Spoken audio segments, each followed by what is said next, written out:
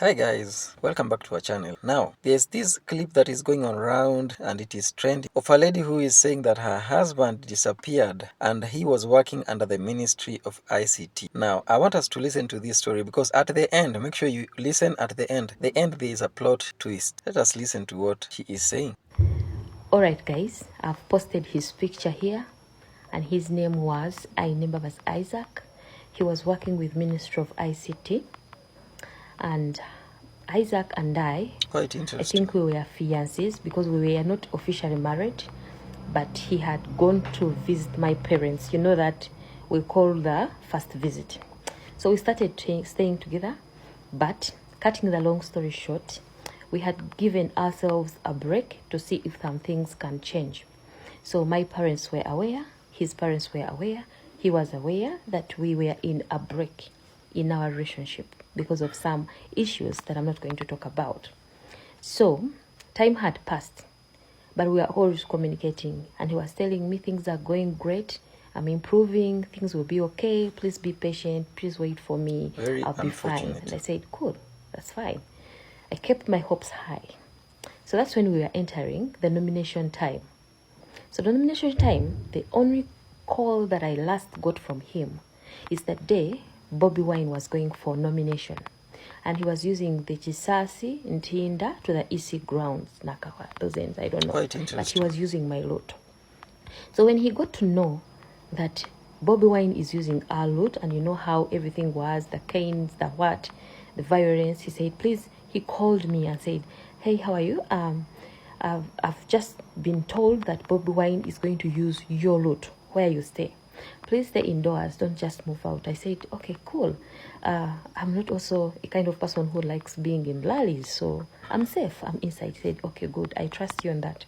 I said, Kawa, we were talking and things were okay.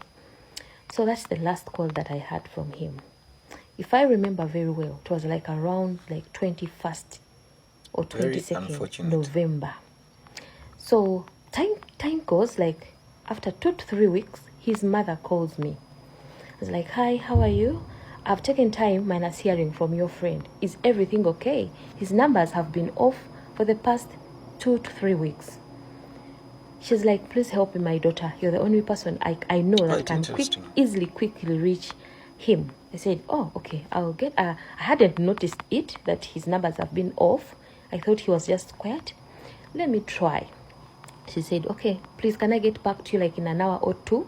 Because as a mother, I'm worried. I said, don't worry, I'm going to ask.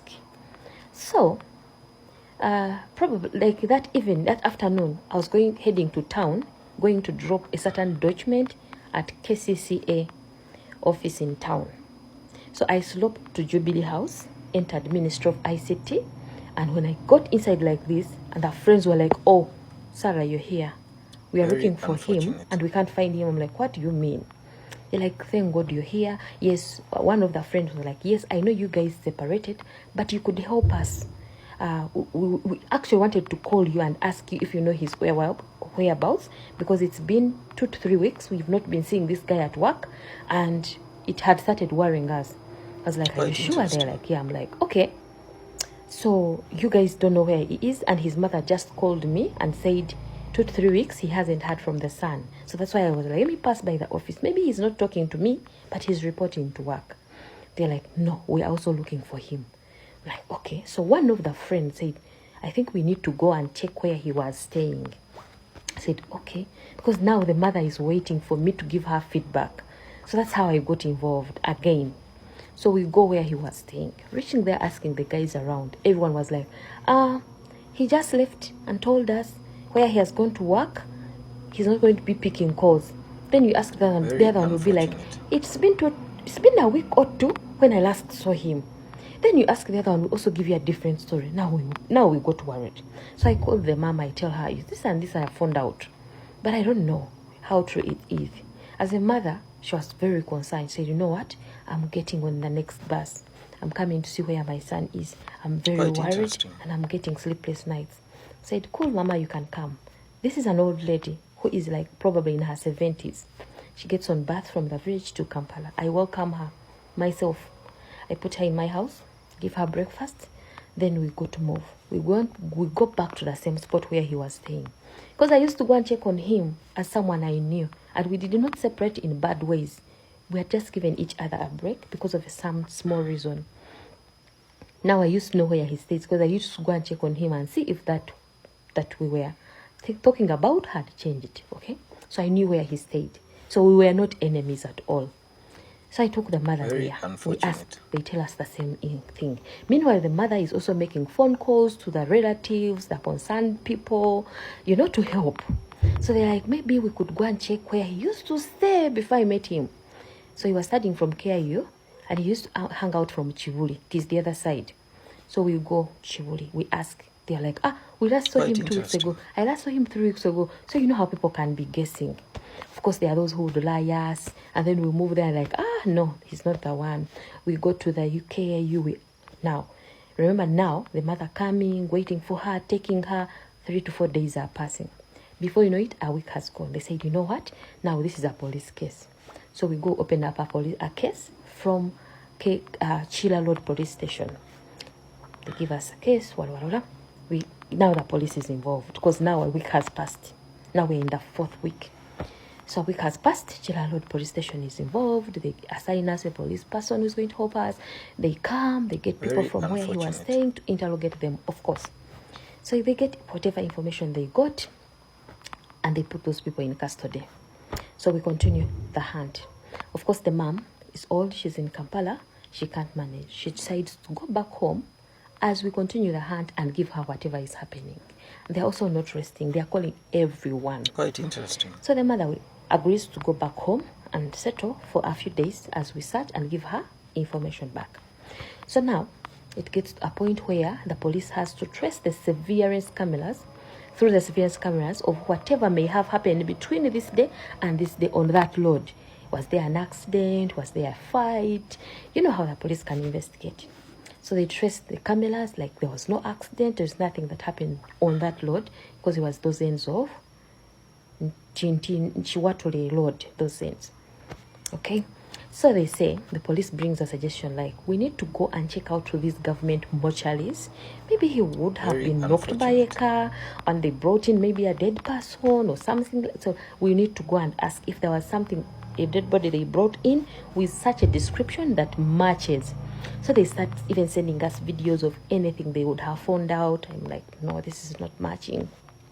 And of course, I was the only one who would be there to confirm anything, like maybe if it's a shoe, maybe if it's a phone, maybe if it's this. So the police starts tracking the phone. I saw someone in the comment section saying, hey, did they even track the phone and stuff? Yes, they did.